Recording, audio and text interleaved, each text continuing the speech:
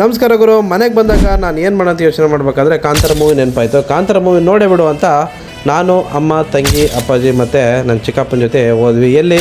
ನಮ್ಮ ಚಿಕ್ಕಮಗಳೂರಿನ ನಾಗಲಕ್ಷ್ಮಿ ಥಿಯೇಟ್ರಲ್ಲಿ. ನಮ್ಮ Nagalakshmi theatre one of the best theatre ಚಿಕ್ಕಮಗಳೂರಲ್ಲಿ ಫಸ್ಟ್ 4 ಥಿಯೇಟ್ರ್ ಇದ್ದು, ಬಟ್ ಈಗ 2 ಥಿಯೇಟ್ರ್ ಉಳಿದಿದೆ. ಮಿಲನ್ ಥಿಯೇಟ್ರು ರಿಪೇರಿ ಆಗ್ತಾಯಿದೆ ಮತ್ತು ಗುರುನಾಥ ಥಿಯೇಟ್ರ್ ಆಲ್ರೆಡಿ ಹೋಯಿತು. ತುಂಬ ಬೇಜಾರಾದ ವಿಷಯ ಅಂತಂದರೆ ಚಿಕ್ಕಮಗಳೂರು ಡಿಸ್ಟ್ರಿಕ್ ಆಗಿ ಒಂದೇ ಒಂದು ಮಲ್ಟಿಪ್ಲೆಕ್ಸ್ ಥಿಯೇಟ್ರ್ ಇಲ್ಲ ನಮ್ಮ ಚಿಕ್ಕಮಗಳೂರಿಗೆ.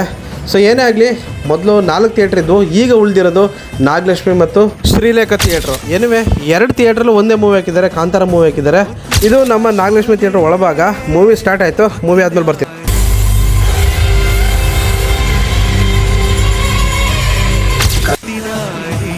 ಮೂವಿ ಇಂಟ್ರೋಲ್ ಬಿಟ್ಟಾಗ ಪಾಪ್ಕಾರ್ನು, ಜ್ಯೂಸು, ನೀರು ಎಲ್ಲ ತೊಗೊಂಡ್ವಿ. ಇದೇ ನಮ್ಮ ಸಣ್ಣ ಫ್ಯಾಮಿಲಿ.